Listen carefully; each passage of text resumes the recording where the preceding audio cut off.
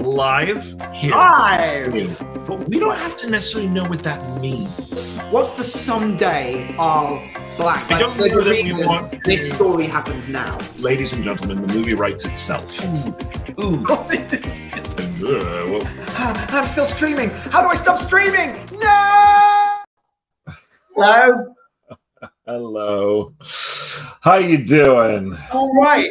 We'll be doing some writing, and writing's hard. Writing is hard. I upgraded our subscription on this, so we are broadcasting in full 1080p now. Oh, okay. Because Great. it was so kind of grainy before, and I was like, Yeah, okay. check this out. Let's see if it. Yeah. There's another feature too that allows you, with this version, you can actually do webinars. It might be fun at some point to do like a pitching webinar or something. Yeah, like absolutely. Yeah, for sure. way. We have a pitch later, don't we? We're pitching our producer partners. We do on have the a thing. pitch later. Yes. Yeah. Yes, Yeah. we definitely do. Yeah. Well, welcome everyone who's watching to Ben and Jake Write a Movie. Yep. Our hour and a little bit long Daily podcast. video Talk about some podcast film thing. stuff, and then write some film stuff. That's right. I mean, sometimes that writing just involves talking, but again, Usually talking, that's maybe a little writing. maybe a little writing, and at some point we will actually begin to write this script. We won't be doing that part live, but we will be binding pages and talking live. I wonder, there's the saying like writing is rewriting, right? But I would say that writing is talking. Like it's there's a lot of talking. it's interesting, isn't it? Because it's talking for us because we're a partnership. That's true. What does it look like for someone who isn't in a partnership? Insanity, maybe, or just maybe it's going for a long walk. Maybe it's just scripting down ideas. It's, I mean, it is, it probably does just look like insanity, doesn't it? That's why, it's funny sometimes when, because we do work separately on various things. Yeah. But I will like talk not to myself, but kind of like read out loud, talk out loud. I'll read what I've written out loud so that I can hear it, Well, it's something that we're so used to doing, isn't it? It's constantly talking things out loud. And again, it's amazing. I was looking back over pages I did the other day, just in my morning sessions, going, oh, I did not read this out loud because it's just filled with typos and grammatical errors and stuff. When you're just jamming it, you're just, typing away.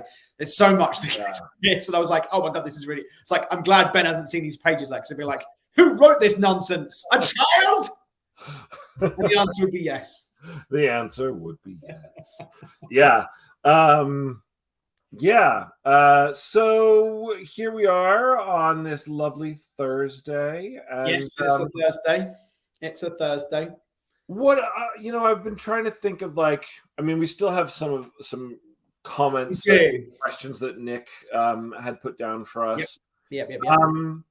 It's interesting though, because I think that something that people have asked about in the past, and I just brought up as well, is pitching. And I think it's worth talking about. It is. Not necessarily in a full kind of like, hey, we're gonna show you everything that we do right now. To simulate a pitch. But in both a business and creative sense, pitching is part of being a screenwriter, right? I mean, it really. You would hope so. You would hope so that you get to a place in your career where you are able to pitch a movie. You're not going to get there, or it's highly, highly, highly unlikely unless you've sold something, or gotten. Let's say it's not sold, but gotten noticed for a screenplay already written.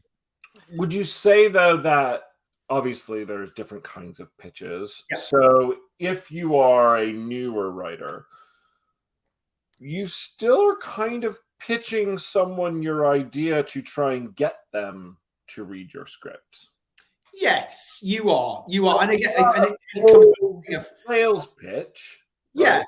that you're talking about earlier about pitching, like, and all the different layers and levels of pitching that they are. And we've discussed some of them in some episodes. Yeah. There's the initial, like, hey, I've written this thing. Here's the concept. Don't do a log line because it just sounds like you're doing a log line. Talk about it as if you just seen the movie in the movie theater. Here's, conceptually, here's what it is, and you'll know very quick. But again, I think you should get good about talking about your script in a casual manner. Yeah. In a casual, unsalesman-like manner. Yeah. I mean, and then of course you do have the full sales pitch.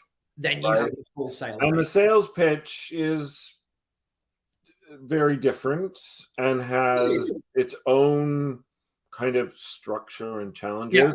I think that what's interesting about, so two things about pitching business-wise.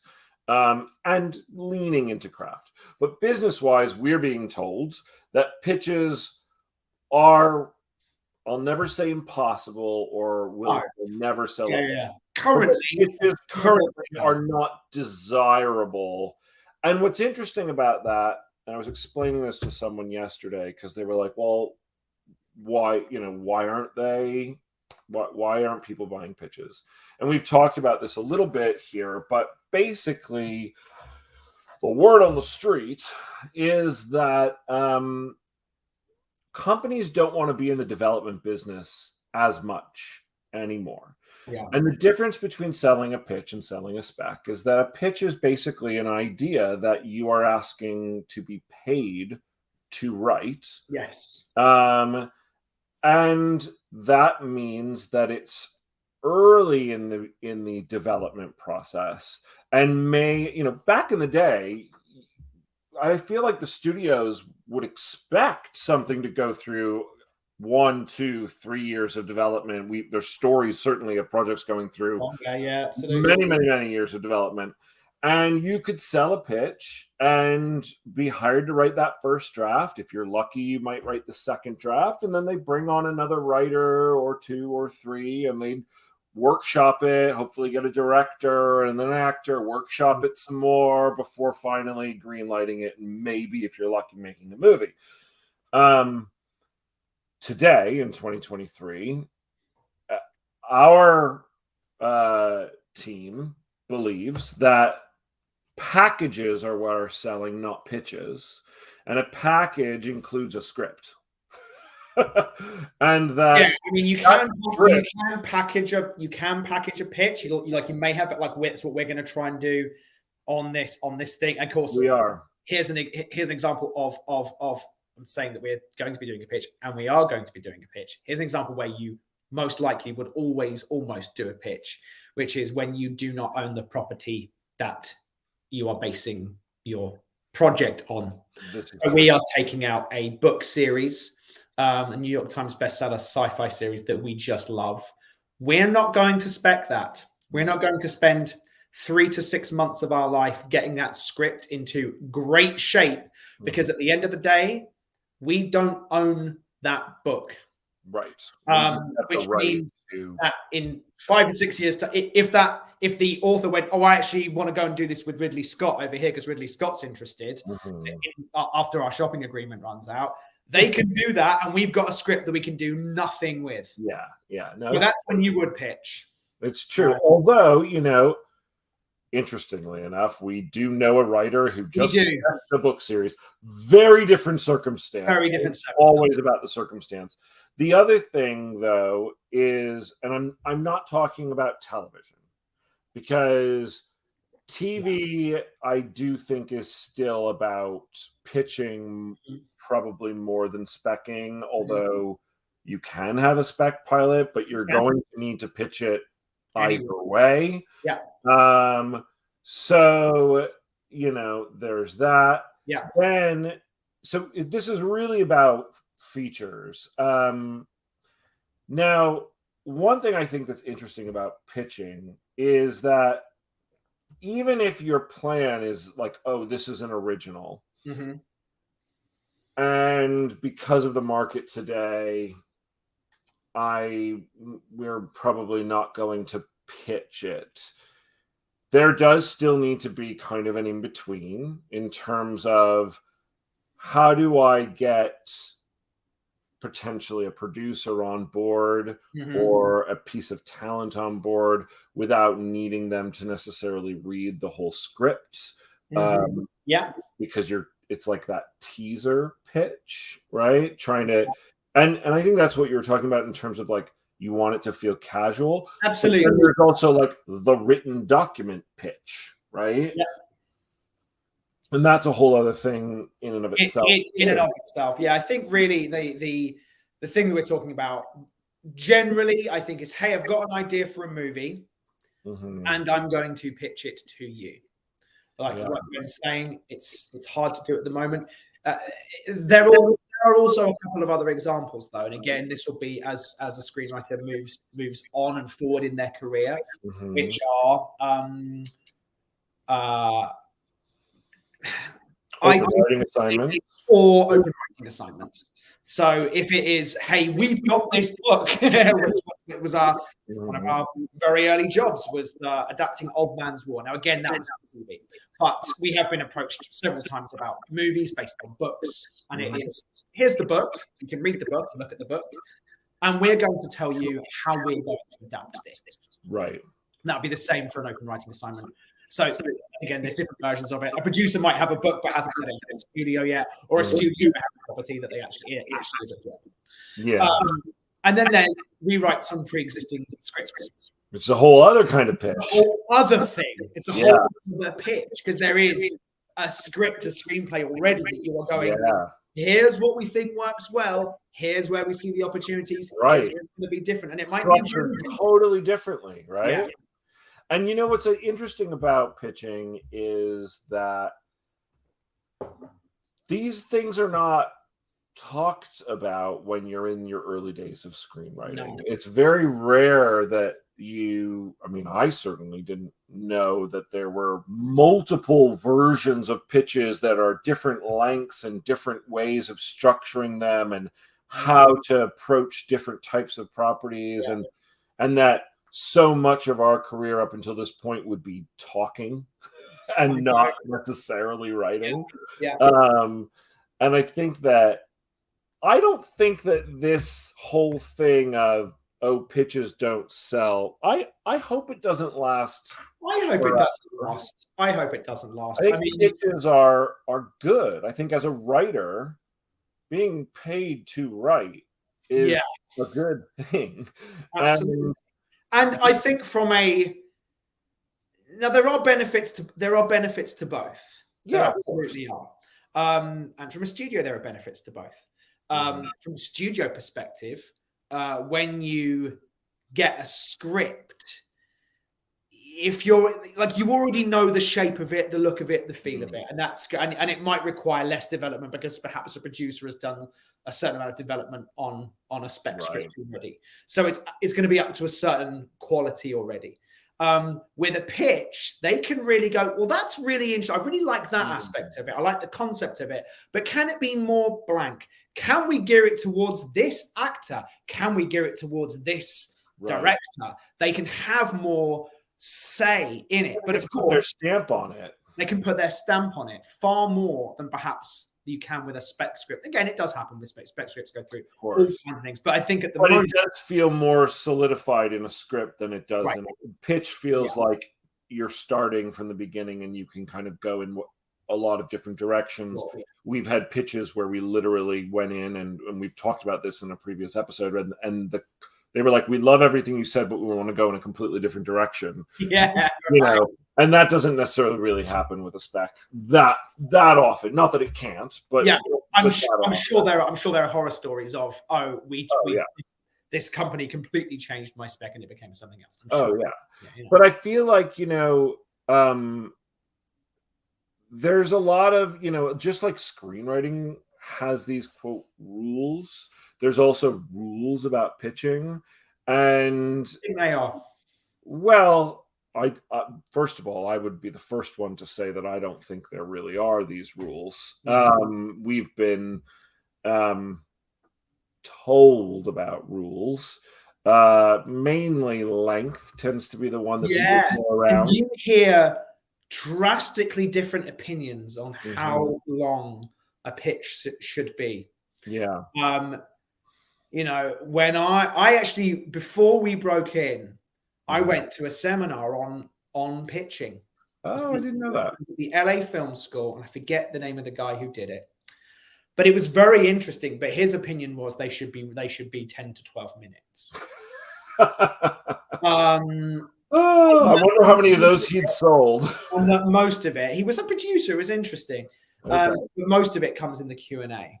And he then proceeded to do a pitch that he had done and that had sold, and he sold it like several times. It was really interesting, and it was great. He did this pitch really well. But that was the kind of movie. It wasn't necessarily, and again, the kind of movies that we do generally have a really large world building aspect to them. Yeah. So we do spend a fair amount of time in our pitches talking about the world and understanding the world. It's important to a certain degree for the kinds of things that we end up pitching.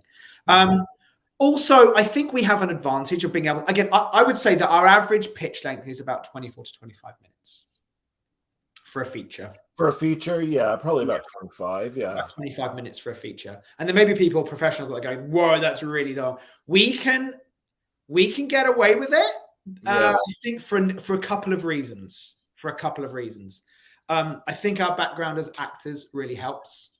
I think it allows us to just talk in an engaged, animated way. I think maybe get a little bit of that through the show.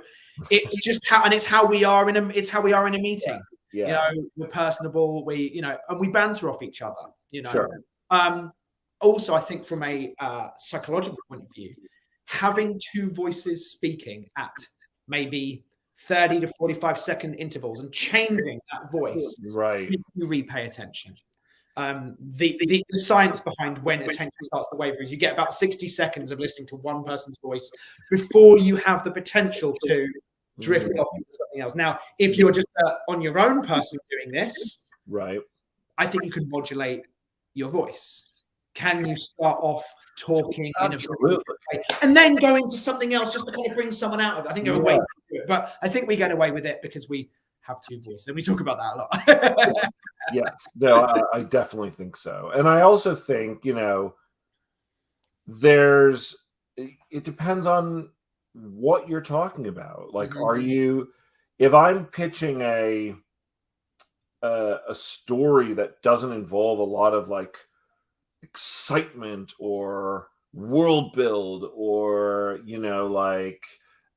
action or whatever it might be, I may not need that amount of time, right? Because I'm just talking maybe about an intimate character journey.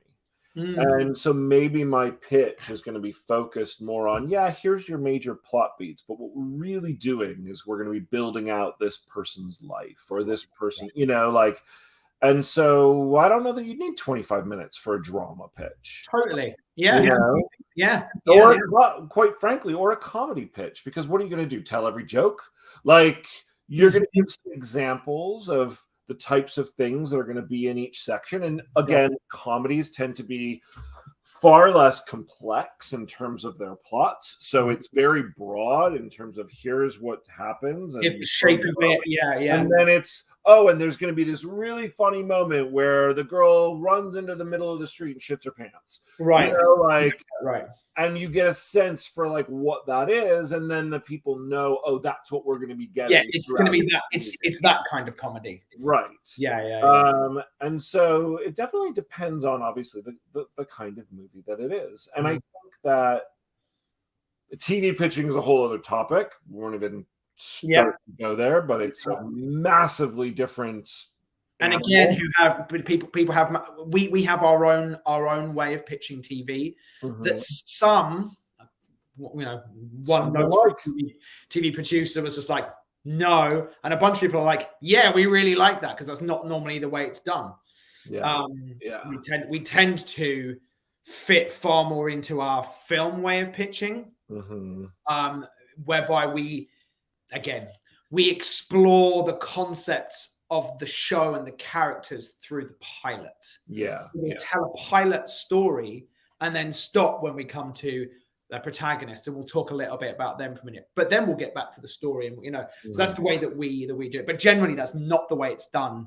Typically in TV, there's a bit of a kind of format, but I think that format has gotten worn and has gotten dull, and it's just like checkboxing. Now's the point where I talk about the characters. Now's the point where I talk about the themes. Now's the point where I give you a 5-minute pilot sketch. It is. It is. Yeah. I mean, I think that, like, I wonder what it would take to bring the pitch back to the front. I mean, I feel like pitches used to sell more than specs.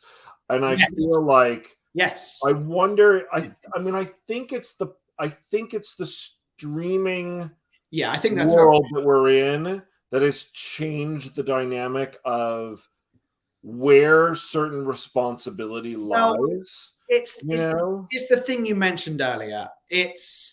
We're in content wars at the moment. And you mentioned this yesterday, we're in a period of time where they don't want a ton of development. They want to be able to go, great, we'll do some work on the script for 3 months, and then we want to start pre-production. Yeah. Because they want and need this content. They don't want to be, well, we'll work with this writer for a little bit.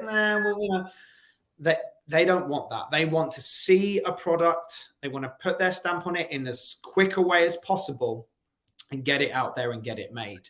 But it's so tough. And one of the things, again, I was reading, there's a really interesting article on Deadline today about a bunch of writers talking about what the 2007-2008 strike did, what it actually meant.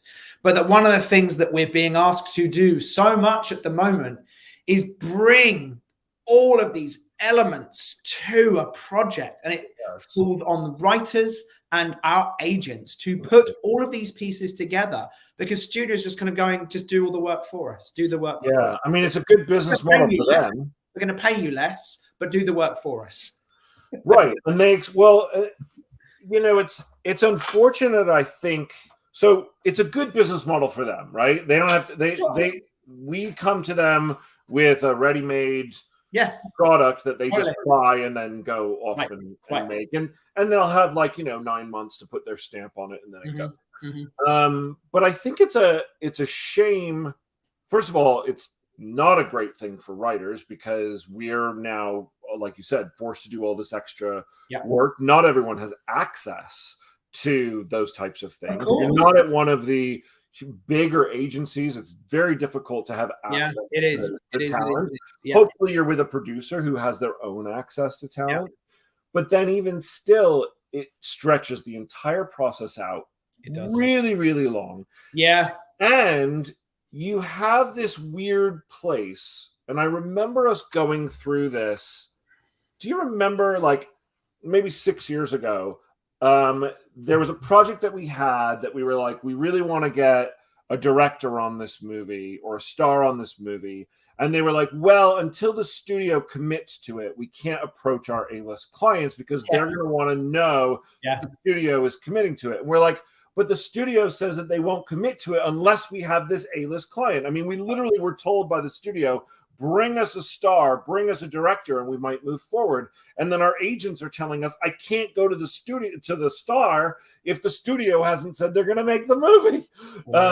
So it was this weird catch-22. I think that slowly talent is starting to realize that they might have to attach to projects before it actually gets greenlit, because that's starting to become the way that development works.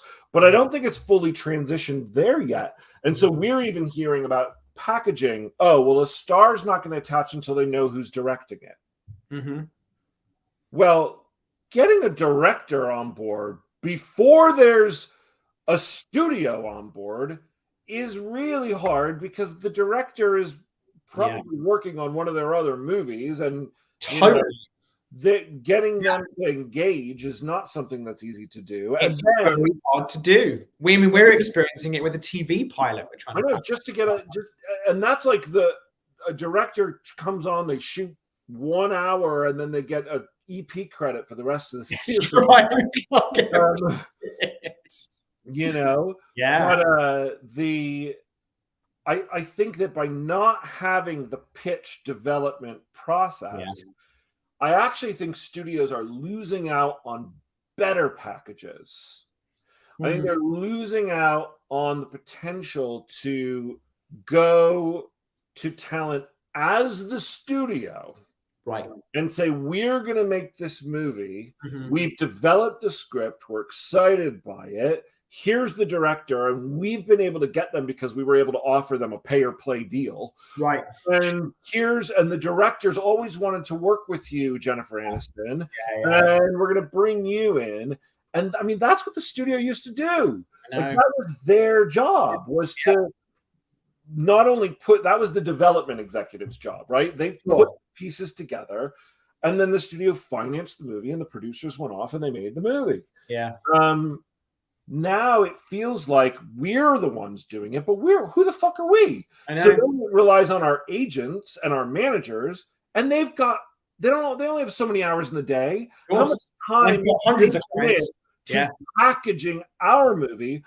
And if they're going to talk to, like, for example, let's say our agent has the ability to talk to a huge director, we'll call him James Gunn, and if he has 100 clients and they all have specs that all need to go out, how is he going to know which one to bring to James? He certainly can't bring all 100. He may believe in all 100 of them.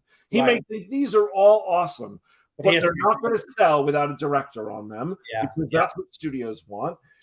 I can't just pitch it like I used to, like they used to be able to do. So I've got to make these writers work for free, get this script ready, and then I, the agent, have to choose how hard I'm going to push this script with my contacts. Yeah, of course. And then you, and then they are being asked to do that and to use their contacts for you. And again, it's, that is what agents do. They do.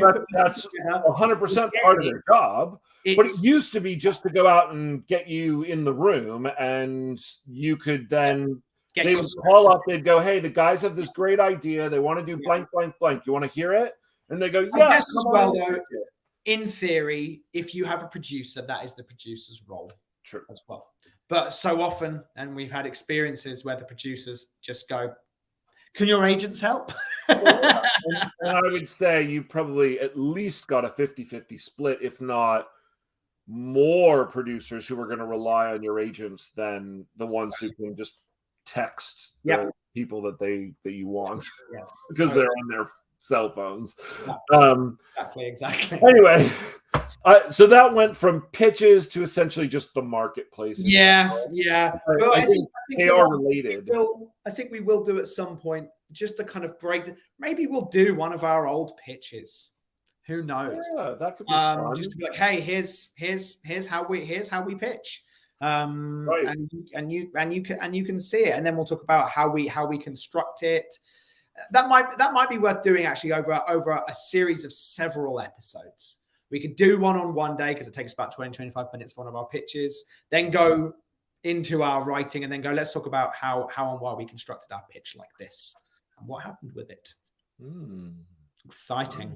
Yeah, I like it. All right. Michael is watching. He says, listener from the past, in episode 35. Great interview with Derek Kolstad. Again, he's one of the people we're talking to a little bit later on. Go back to episode 35 if you haven't watched it yet, peeps. Keep up the good work, guys. Hashtag Ben and Jake build a potting shed. I love it. All right, so let's get to that potting shed. So today, I aptly named the episode Revisiting the Past. Revisiting the Past. For multiple reasons. Can you guess what those reasons are? Flashbacks, prologues.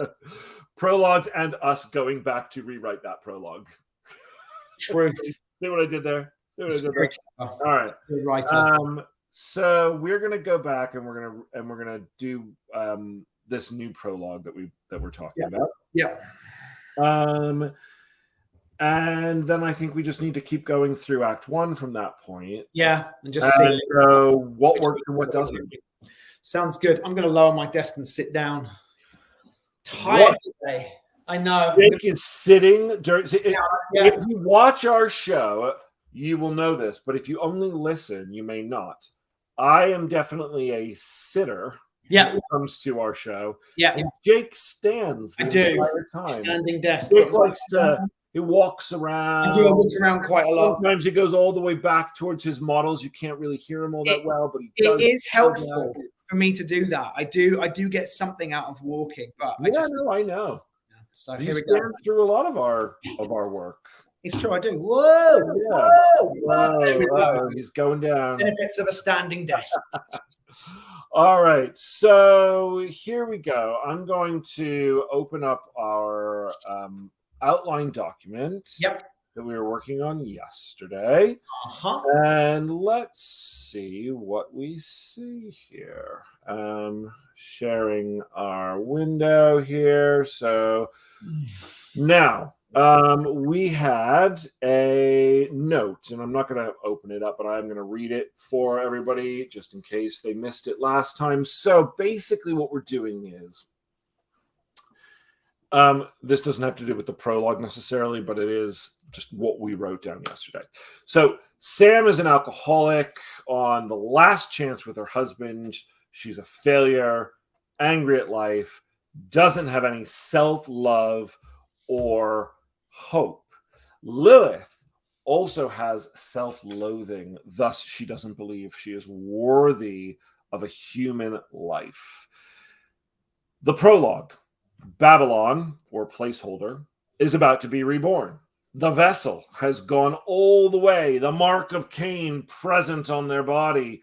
It's like the opening of Hellboy a little bit, in that this kind of portal might be opening or something.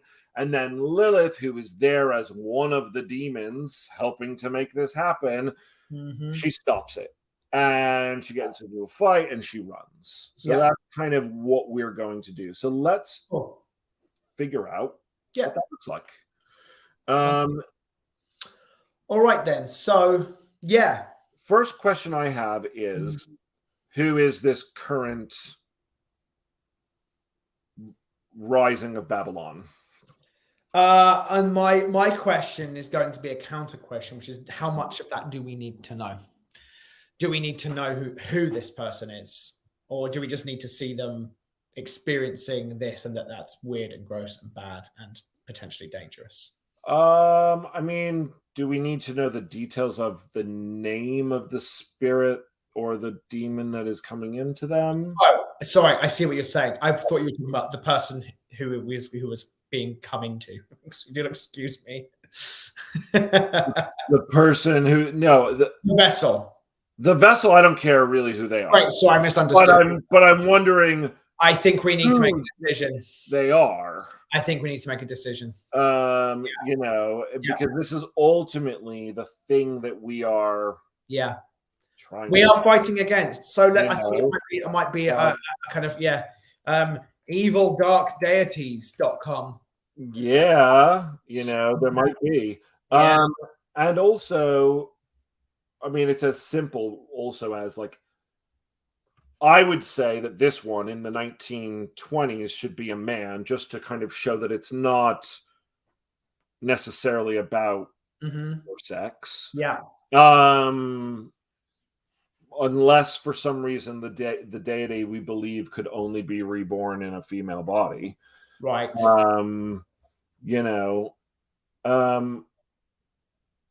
I also would say the question of, and this is something we kind of have to decide, right? Is where are we? We're not going to be on some weird little island. It's not going to look like Hellboy in that sense. I like the 1920s vibe. There's something I do too. I think that's cool and unique, and it's going to establish that these things are, immortal. These demons are immortal. Again, it could be however long we want in between these events. If we want it to be the 100 years, that's fine. It could be longer. It can be whenever we want it to. But I, like you, like the 1920s vibe of it. Question. Answer.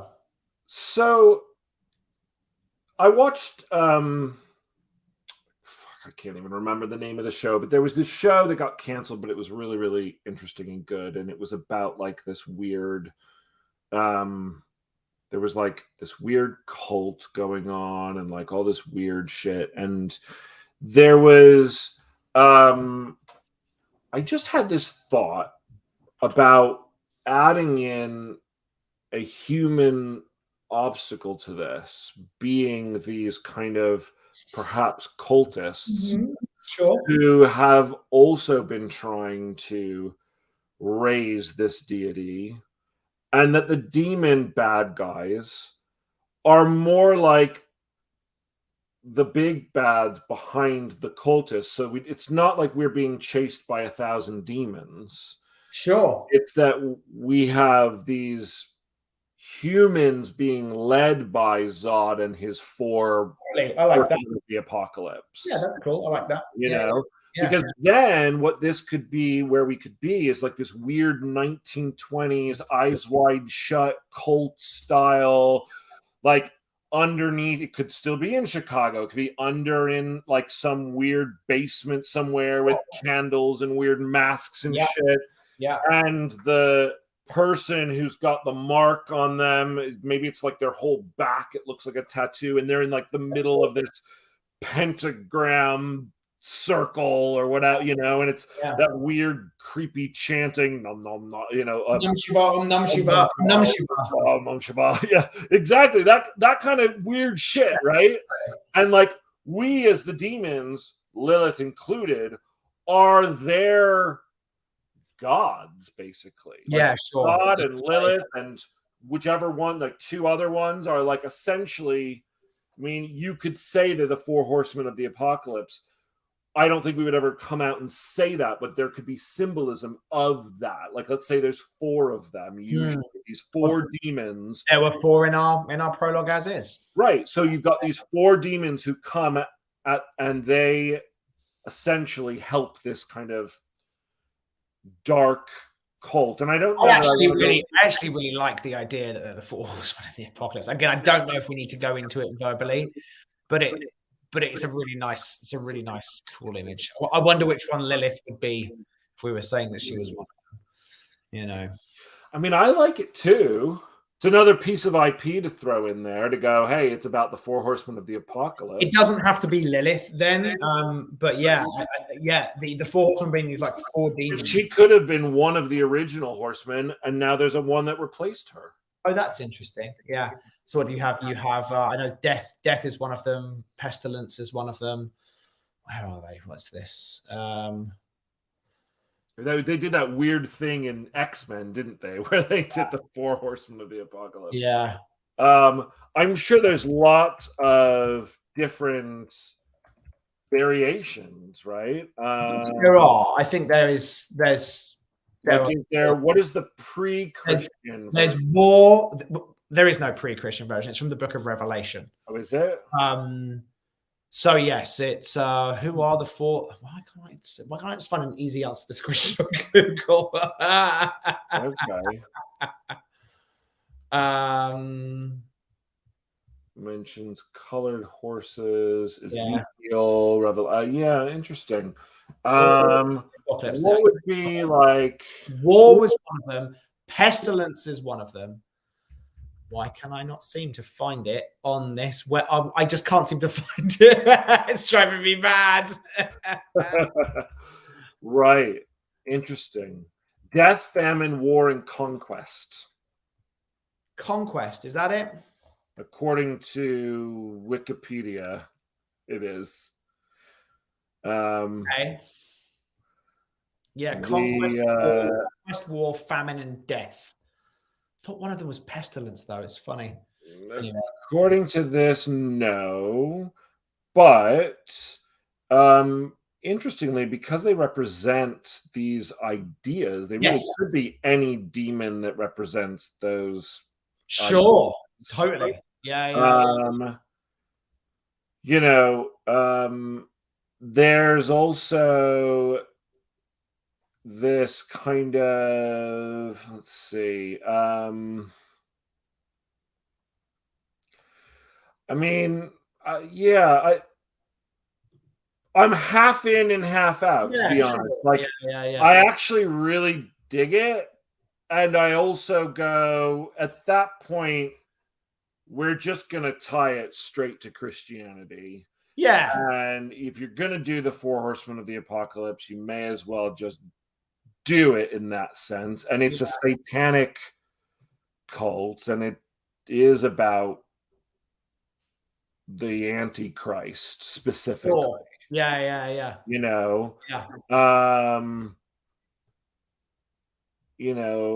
The first horseman, a conqueror with a bow and crown, rides a white horse, which scholars sometimes interpret to symbolize Christ or the Antichrist. Absolutely. Second horseman is given a great sword and rides a red horse, symbolizing war and bloodshed. The third carries a balance scale, rides a black horse, and symbolizes famine. And the fourth horseman rides a pale horse and is identified as death. Yes, or pestilence. Yeah. What does pestilence mean? Disease. That's what I thought. But so death or disease, I guess? Yeah, totally. Okay. Yeah. So in that sense, you could have, like, what I would do personally is I would say you actually are bringing about the 4th horseman of the Antichrist. Right. That you have 3 horsemen. You have war. You have war, balance, and death. Famine, war, famine, and death. War, famine, right. War, famine, and death. And that she was war. I was going to say she should be war. She was totally war. Yeah. And then so when death, and so now there's a new demon who's taken her place as well. Yes. Great.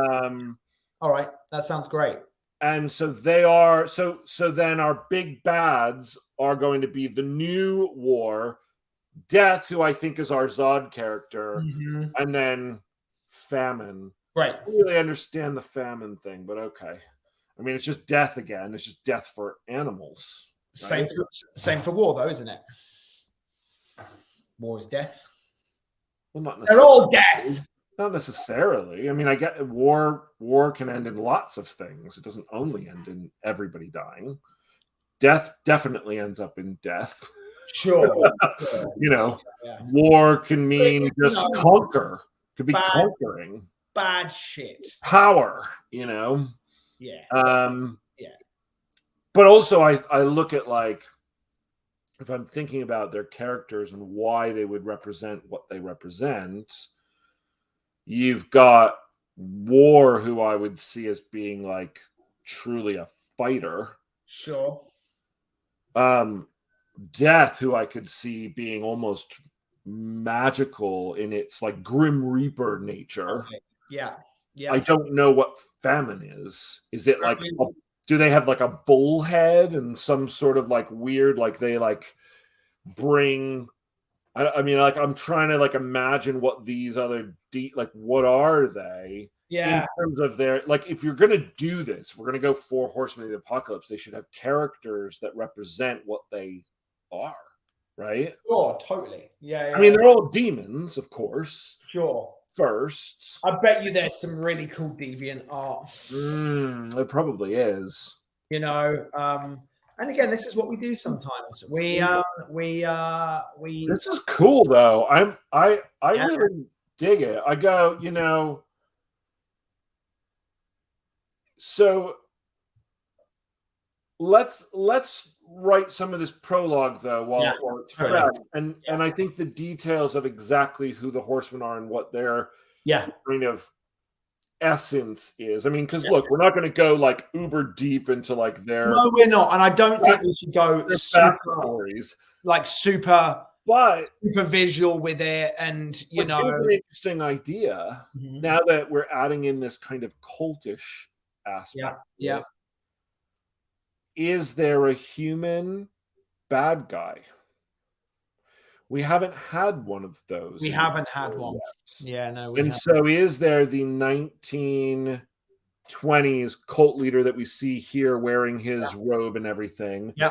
And then when we cut 100 years later, it's the current cult leader who robe. works hand in hand, different person, same robe, same whatever, same necklace with the pentagram on it. Yeah. And he's working with death to raise our white horsemen. Yeah, I like it. I really like it. I think it's really cool.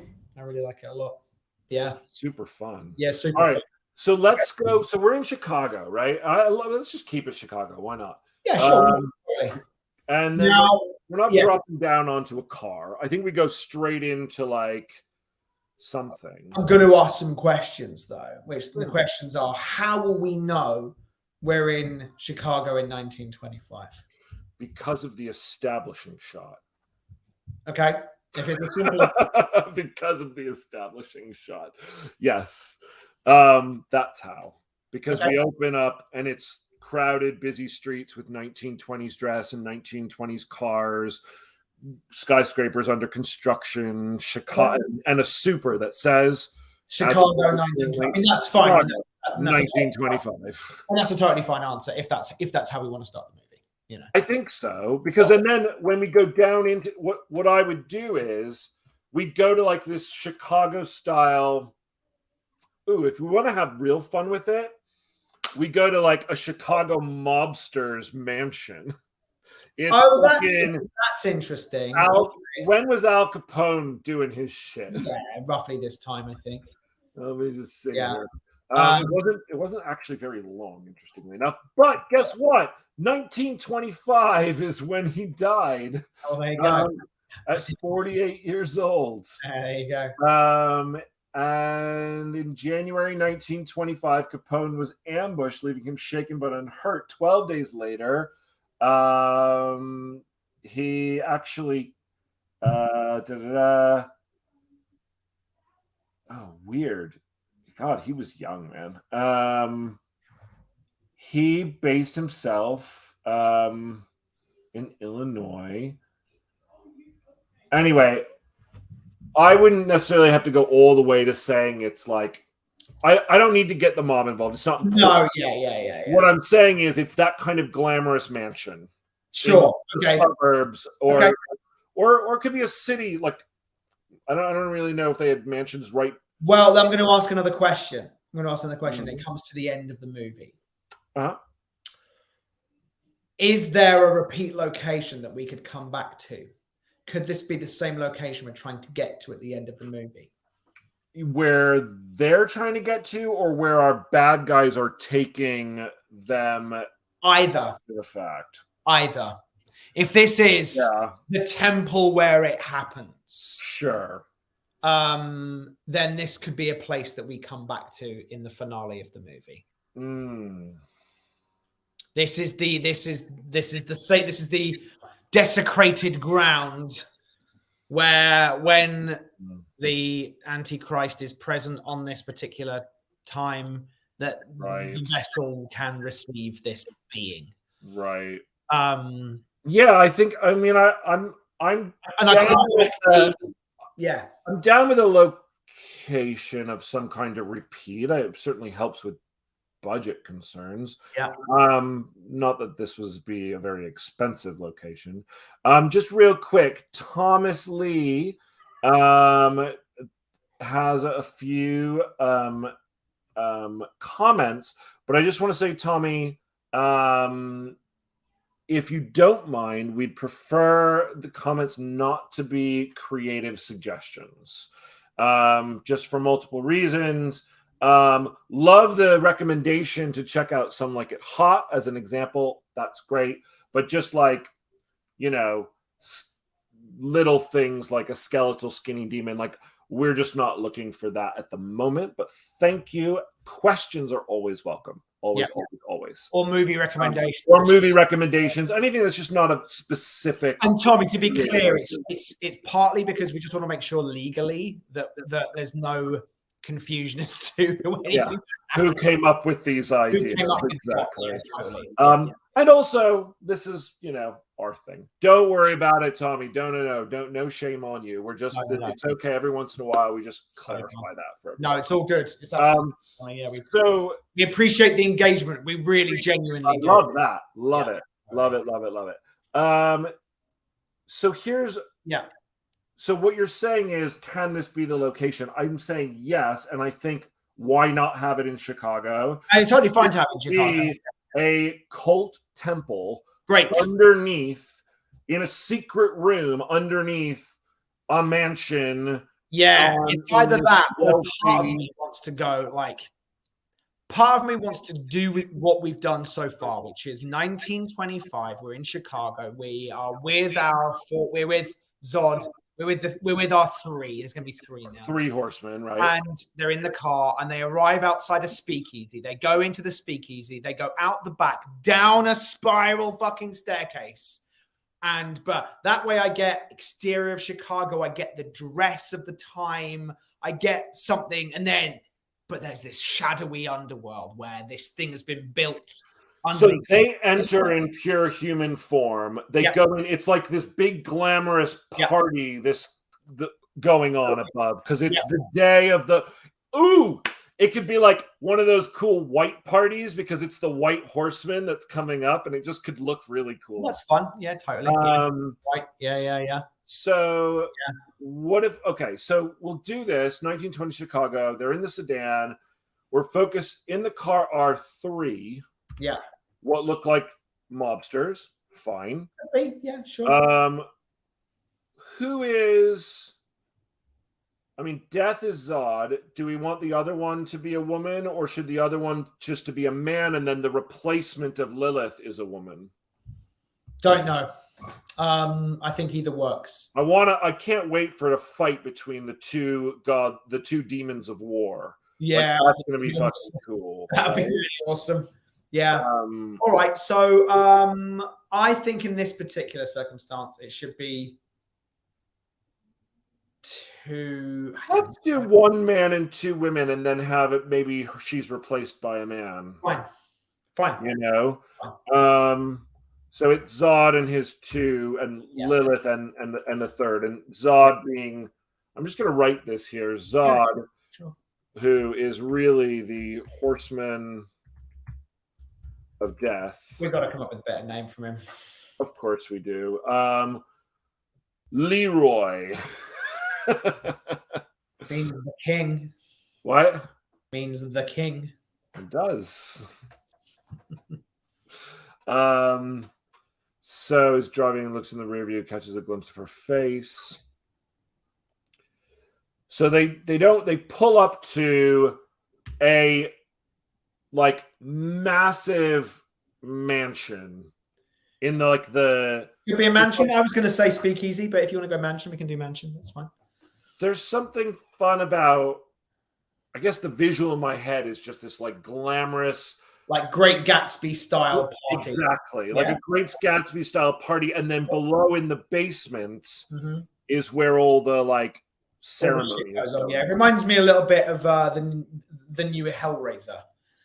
The villain lived in this mansion where dark magical shit went on. Right. Yeah. Up to a Gatsby style mansion on the river, on the lake or something like that. Then this wouldn't be day though, would it? No, it would probably be night. Yeah. Oh, the whole script doesn't work now.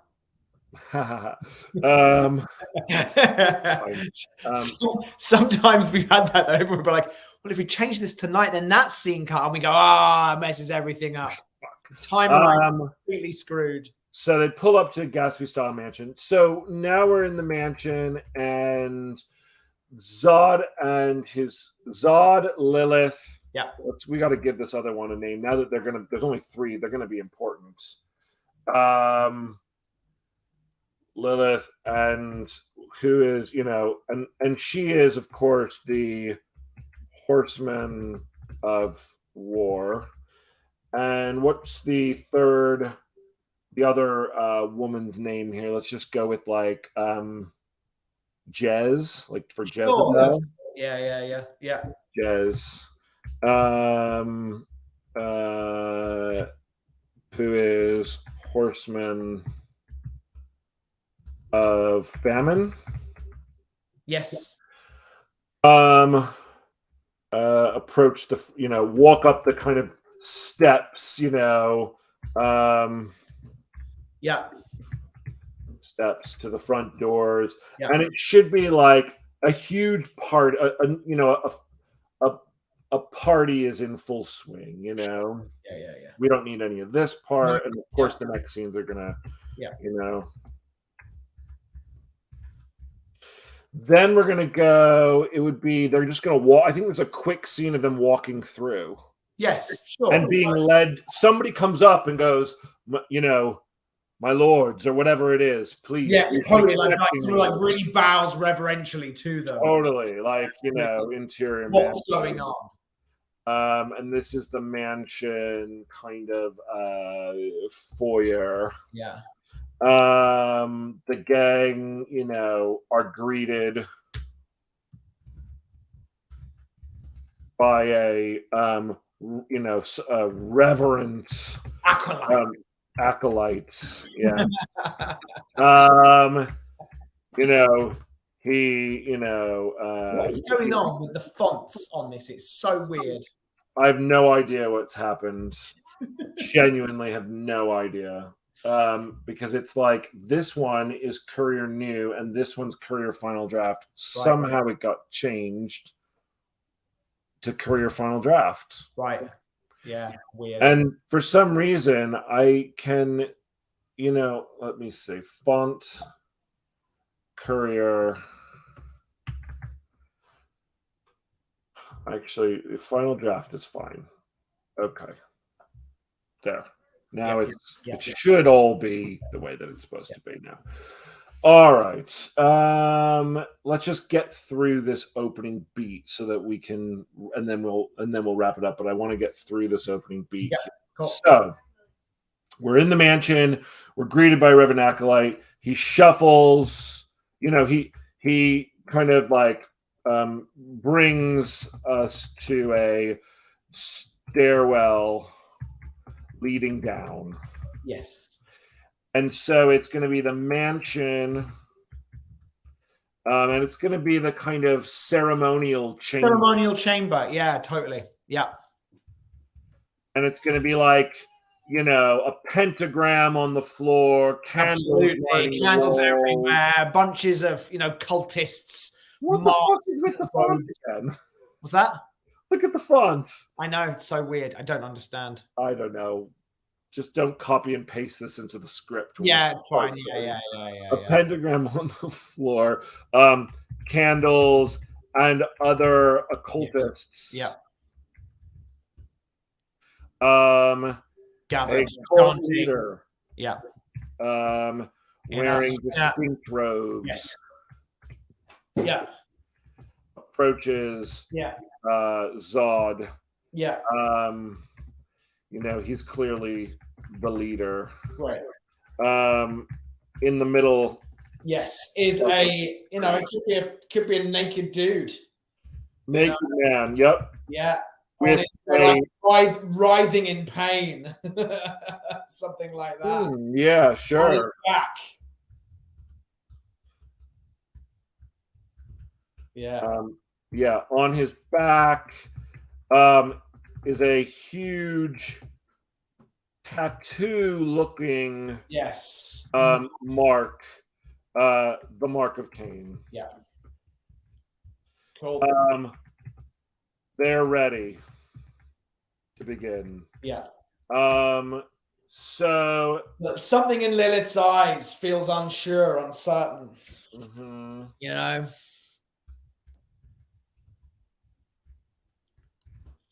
Are we going to get some kind of understanding or exposition of what this is? Well, here's the interesting thing. If I see Chicago in the 1920s, I kind of know where and when. Mm-hmm. If I go downstairs into a weird room with a cultist chanting and a pentagram on the floor. How much do I get? I know what that is. Yeah, sure. I don't need to be told, welcome to the cult of the Brotherhood.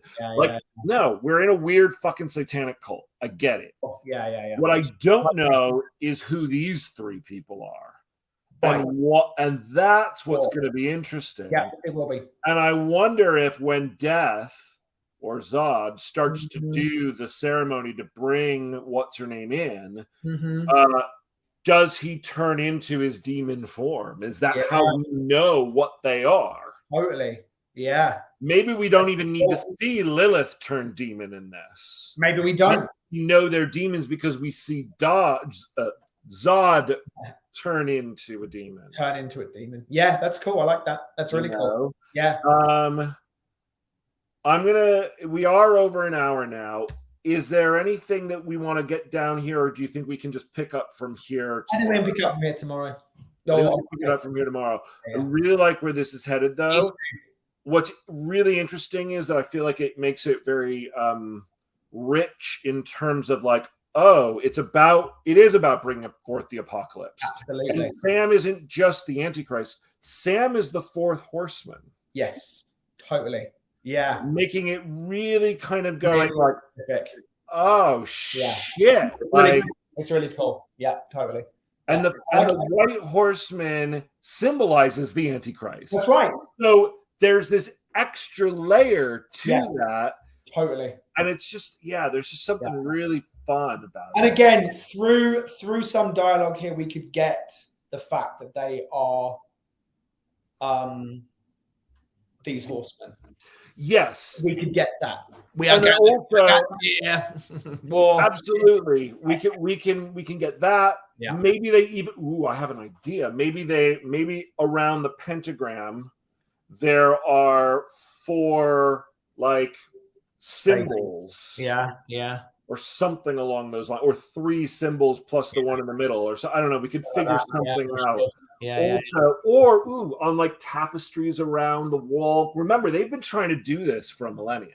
Yes, of course, absolutely. And it's never worked for whatever reason. And we can get into some of that later. Absolutely right. Why hasn't it worked until now? Right. Our new viewer, Danny Perez, says, "Hey guys, new to the channel, trying to learn as much as possible." Great. Thanks for joining us, Danny. We hope we can share whatever little bits of wisdom we have.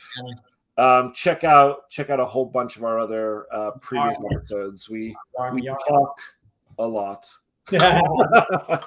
Awesome. But this is coming together, and now I'm also kind of seeing some potential titles and things. Totally.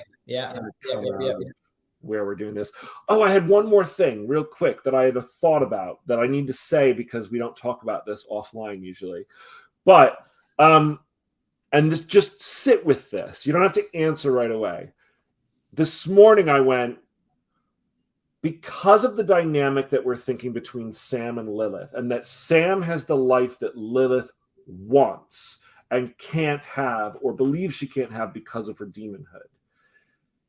What if Sam was the slightly older 40-something actress, and Lilith, because she's immortal, is